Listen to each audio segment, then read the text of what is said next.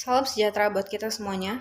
Saya, Ari Indah Elizabeth Tambunan, dengan NIM 2102113034. Mahasiswi jurusan Akuntansi, Fakultas Ekonomi dan Bisnis Universitas Riau.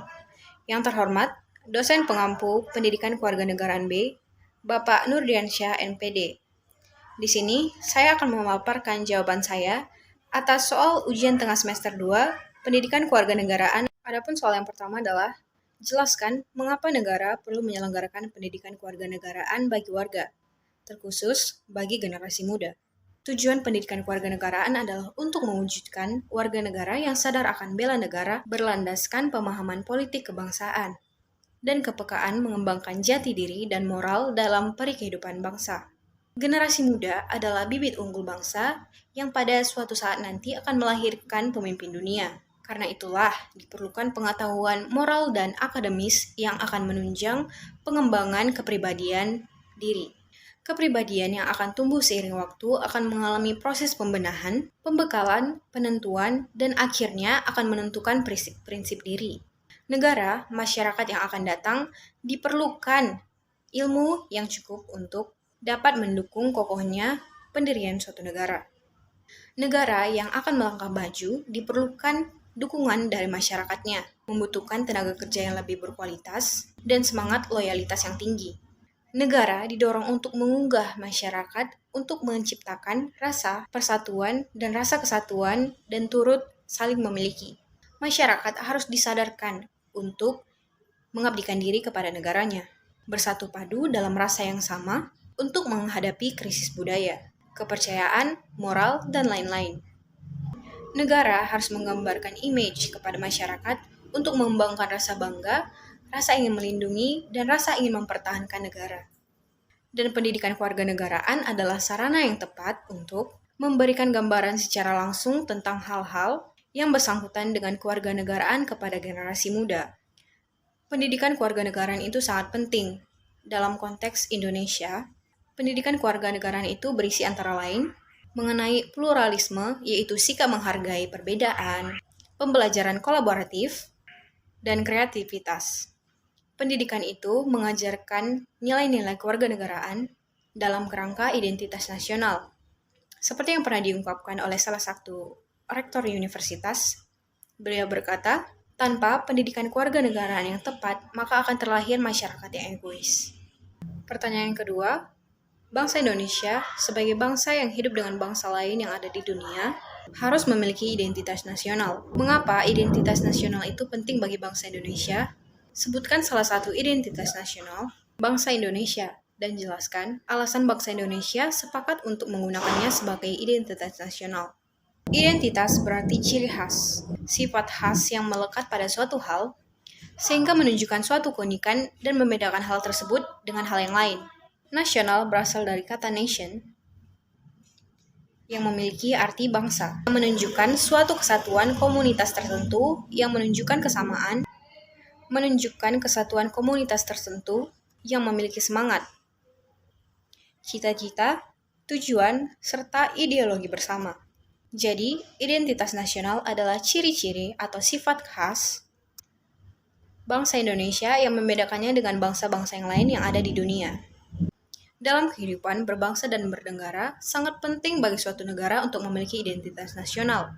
Mengapa demikian? Karena identitas nasional merupakan jati diri bangsa yang bersifat khas dan menjadi pandangan hidup suatu negara dalam mencapai cita-cita dan tujuan hidup bersama. Pada era globalisasi ini, eksistensi bangsa-bangsa di dunia sedang mengalami ancaman, baik dari bidang politik, sosial, dan kebudayaan. Jadi, apabila negara tersebut tidak mampu mempertahankan identitas nasionalnya, maka negara tersebut akan goyah dan terombang-ambing oleh tantangan zaman. Bangsa yang tidak mampu mempertahankan identitas nasional akan mengalami kekacauan, bimbang, dan kesulitan dalam mencapai tujuan bersama. Keadaan tersebut akan mempermudah bangsa lain untuk menghancurkan negara yang lemah tersebut. Oleh sebab itu, sangat mutlak diperlukan identitas nasional oleh suatu negara. Nah, salah satu identitas nasional yang ada di Indonesia adalah Pancasila itu sendiri.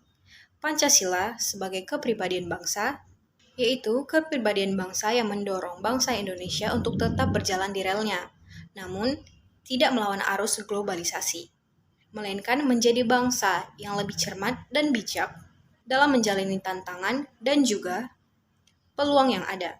Alasan Pancasila ditetapkan menjadi salah satu identitas nasional adalah bahwa masyarakat Indonesia sebagai masyarakat internasional yang memiliki prinsip dan filsafat yang berbeda dari bangsa-bangsa lain. Prinsip dan filsafat tersebut kemudian dicantumkan ke dalam Pancasila. Prinsip dan filsafat dijadikan sebagai asas filsafat hidup berbangsa dan bernegara yang berupa Pancasila. Jadi, dapat dikatakan bahwa Pancasila sebagai filsafat negara dan bangsa Indonesia yang bersumber dari budaya dan agama yang dimiliki oleh Indonesia sebagai kepribadian atau identitas bangsa. Selain itu, Pancasila juga sebagai dasar hukum dan juga pandangan hidup bangsa. Pertanyaan yang ketiga, coba saudara jelaskan pengetahuan Anda mengenai Mahkamah Konstitusi dalam gerak kewenangannya. Tentang Mahkamah Konstitusi diatur dalam pasal 24C Undang-Undang Dasar 1945, yaitu ayat yang pertama, Mahkamah Konstitusi berwenang dalam mengadili tingkat pertama dan terakhir yang keputusannya bersifat final untuk menguji undang-undang terhadap Undang-Undang Dasar, memutuskan sengketa kewenangan lembaga negara yang kewenangannya diberikan oleh Undang-Undang Dasar, memutuskan pembubaran partai politik, dan memutuskan perselisihan hasil pemilu. Pada ayat yang kedua, Mahkamah Konstitusi wajib memberikan pendapat atas keputusan Dewan Perwakilan Rakyat mengenai dugaan pelanggaran oleh Presiden dan Wakil Presiden berdasarkan Undang-Undang Dasar. Pada ayat yang ketiga, Mahkamah Konstitusi memiliki 9 anggota Hakim Konstitusi yang ditetapkan oleh Presiden yang masing-masing diajukan oleh 3 orang Mahkamah Agung, 3 orang oleh Dewan Perwakilan Rakyat, dan 3 orang oleh Presiden.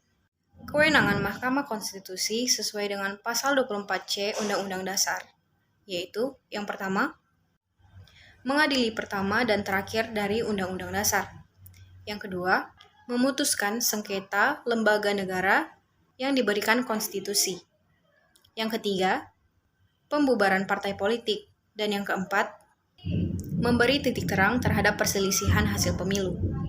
Dengan kewenangan tersebut, jelas bahwa Mahkamah Konstitusi berhubungan dengan semua instansi yang bergerak di bawah prosedur negara, bahwa jika ada sengketa antara lembaga negara atau dalam proses judicial review yang diajukan oleh lembaga negara oleh Mahkamah Konstitusi.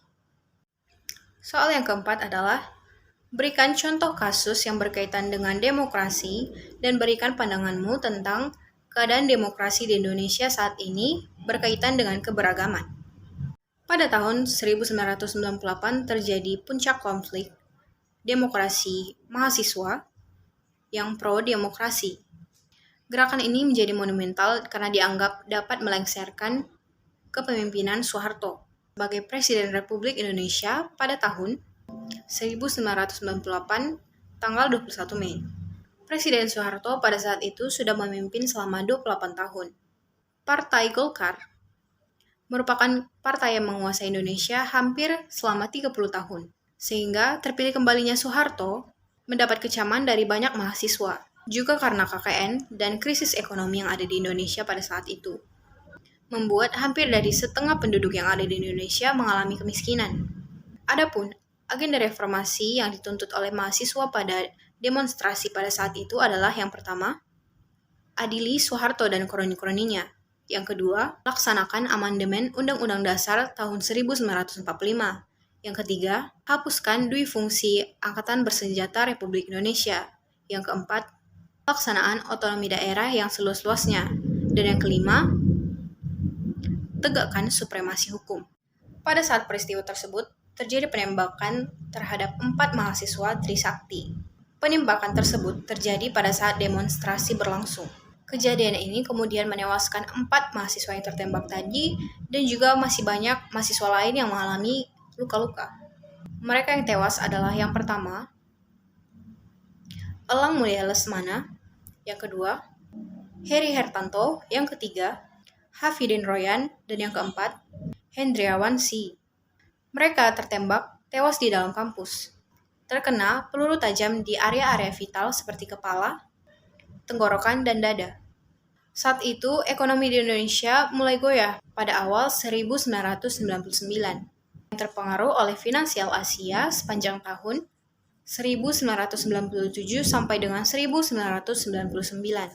Hal ini kemudian menyebabkan mahasiswa turun untuk demonstrasi besar-besaran ke gedung DPR dan MPR, termasuk mahasiswa Trisakti tadi.